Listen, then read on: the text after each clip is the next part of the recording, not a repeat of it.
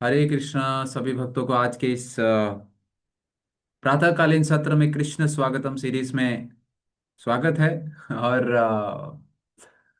अक्सर लोग पूछा करते हैं कि जीवन भर प्रत्येक व्यक्ति को किसी ना किसी प्रकार का भय होता है।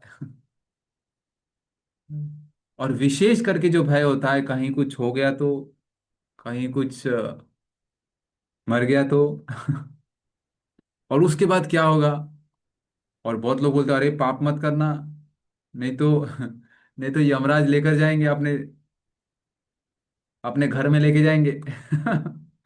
और यमराज जी अपने घर में लेके जाएंगे और स्वागत करेंगे फूल मालों के साथ, वरमाला के साथ। आइए आइए आइए, प्रभु जी आइए, माता जी आइए, कहाँ आइए, हमारे यमलोक में आइए, आपका स्वागत है। हम्म। तो ये जो मृत्यु से नित्य निरंतर हमें भय रहता है, चलिए देखते हैं श्रीमद् भागवतम में क्या वर्णन आता है।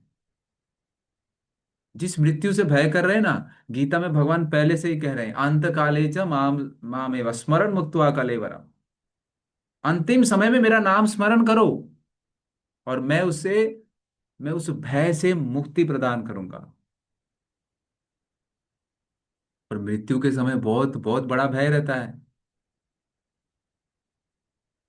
मृत्यु क्या, वृद्ध अवस्था आते ही भय उत्पन्न चालू हो जाता है, बोलता है अरे क्या करे क्या करे। तो श्रीमद् भागवतम के छठवें स्कंद के तीसरे अध्याय का 27 और 29 नंबर का श्लोक,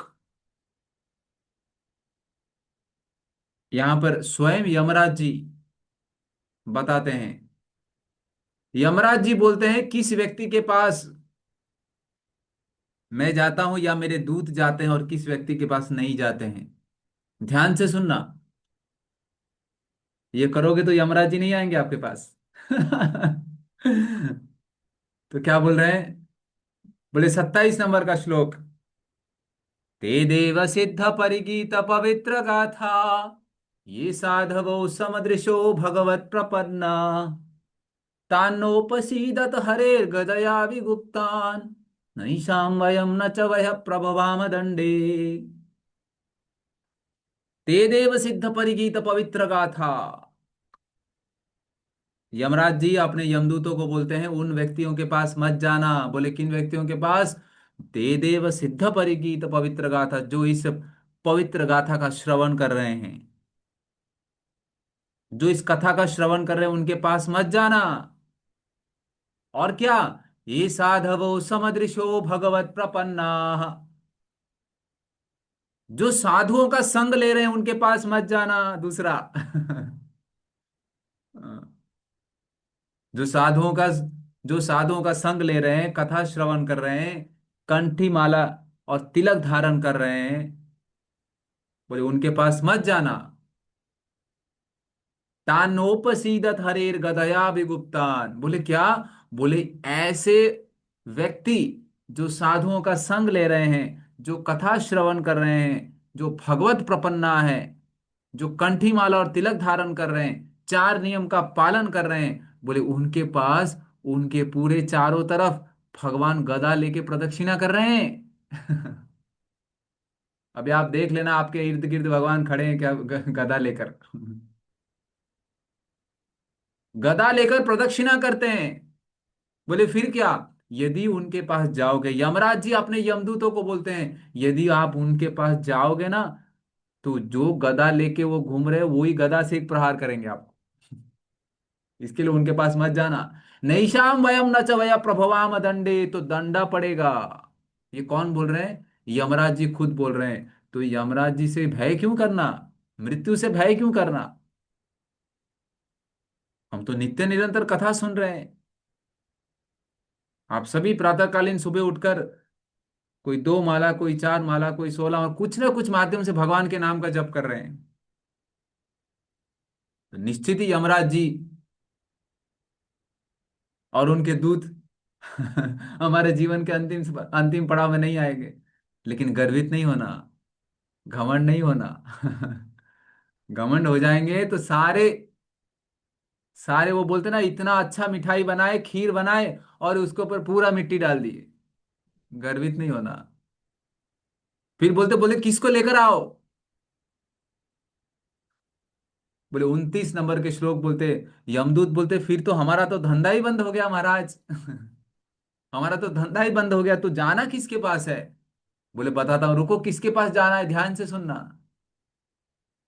6वें स्कंद के 3रे अध्याय का 29 नंबर का श्लोक बोलते, ऐसे व्यक्ति के पास जाओ जिन्होंने ये तीन चीज कभी ना किया हो।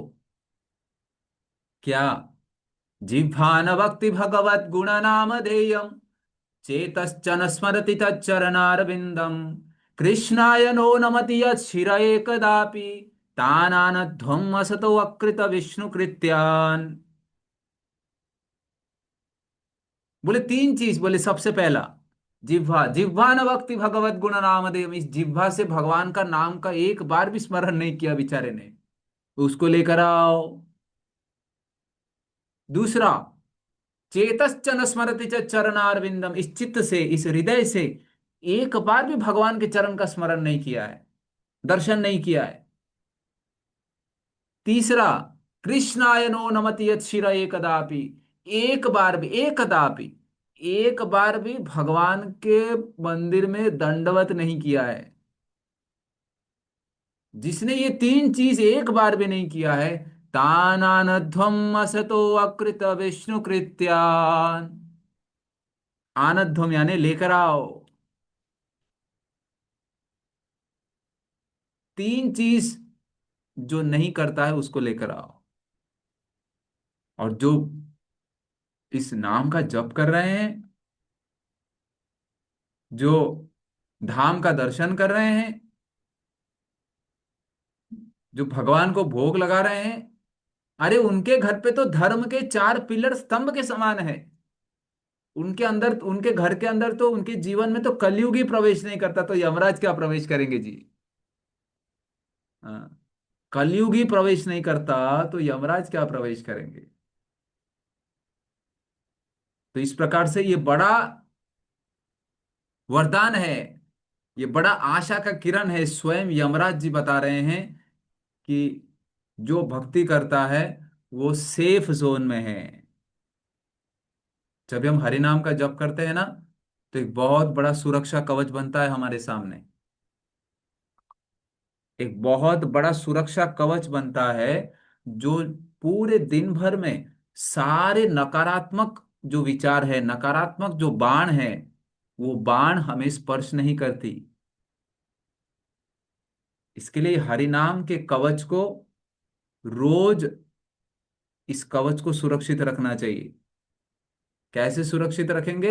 ये कवच को सुरक्षित तब रखेंगे जब इसके मंत्र का जाप करेंगे। हरे कृष्णा कृष्ण कृष्ण हरे हरे, हरे राम राम राम हरे हरे। और ये मंत्र का जब हम प्रतिदिन जाप करते हैं, सबसे पहला तो भय से मुक्ति, उसके बाद निश्चिंत होकर व्यक्ति अपने लक्ष्य की ओर जा सकता है, और दिन भर के सारे जवाबदारियां, सारे रेस्पॉन्सिबिलिटीज बहुत आसानी से कर सकते हैं। घर के अंदर रहो, या जॉब में रहो, या किसी भी स्थान पर रहो, गृहे थाको वने थाको, सदा हरि बोले डाको। प्रत्येक समय में उस भगवान के नाम का स्मरण होगा।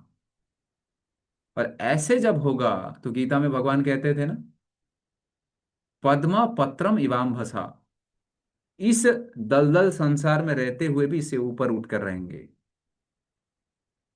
और फिर जब जीवन का अंतिम पड़ाव, जब जाने की समय आएगी, तो आसानी से टाटा बाय बाय करते हुए जा सकते हैं। प्रवास, ये जीवन के प्रवास में जब स्टेशन आता है तो उतरना पड़ता है, और नहीं उतरते ना तो धक्के मार कर उतारा जाता है। धक्के मार कर उतारने से पहले तैयारी कर लो, पैकिंग कर लो, और ये ज्ञात हो जाना चाहिए कि हमें उतरना है। इस जीवन के संसार रूपी जो गाड़ी है, जब सही समय पे जब उतरना पड़े तो उतरना चाहिए। और उसके लिए क्या करना पड़ेगा? उसके लिए तैयारी होना पड़ेगा। कभी भी प्लेटफॉर्म आ सकती है। हाँ, कभी भी प्लेटफॉर्म आ सकती है। और तैयारी कैसे करना? उस भगवान के नाम का आश्रय लेना, अभ्यास करना, 24 घंटे के अंतराल में इस चेतना के साथ होना कि भगवान की कृपा किस प्रकार से मेरे जीवन में है। और ऐसा जब चिंतन होगा, तब 24 घंटा जो है, ऐसे ऐसे दुखी होकर नहीं बिताएंगे, अरे क्या आज यही काम करना है, क्या करें, यही है। उत्साह के साथ करेंगे। क्यों? हर एक परिस्थिति को भगवान के प्रसाद के रूप में स्वीकार कर रहे हैं ना। हर एक परिस्थिति को भगवान के प्रसाद के रूप में स्वीकार कर रहे हैं। अक्रूर जी जो थे, मथुरा में कंस के राज्य में रहते हुए भी भगवान का चिंतन कर रहे थे। प्रहलाद महाराज, अरे उसका पिताश्री इतना राक्षस था, फिर भी वो भगवान का चिंतन कर रहे थे। हम परिस्थिति को दोष नहीं दे सकते। अरे मेरे, है ना, माताएं बोलेंगे मेरे पति सपोर्ट नहीं कर रहे हैं, पति बोलेंगे पत्नी सपोर्ट नहीं कर रहे, दोनों मिलकर बोलेंगे बच्चे बहुत परेशान हैं, बच्चे, हाँ बच्चे परेशान कर रहे हैं। हम परिस्थिति को दोष नहीं दे सकते हैं कि परिस्थिति जब अच्छा हो जाए तब तब भक्ति करेंगे। जिस परिस्थिति में है, जब जागो तब सवेरा, इसी परिस्थिति में कैसे अच्छी तरह से मैं भगवान के इस नाम का स्मरण कर सकूं, ये चिंतन होना चाहिए। प्रभुपाद ने बड़ा विशेष ये गिफ्ट दिया है, तोहफा दिया है, उपहार दिया है हम सबको। और कैसा है, किसी भी समय में जप कर सकते हैं, किसी भी स्थान पर कर सकते हैं। कोई परिस्थिति का कोई लिमिटेशन नहीं, कोई आयु का लिमिटेशन नहीं। हाँ, कितना बड़ा वरदान है हमारे लिए ये, बड़े से बड़े भय से मुक्त होने के लिए। हरे कृष्ण। पुनः एक बार आप सभी भक्तों को बहुत बहुत धन्यवाद।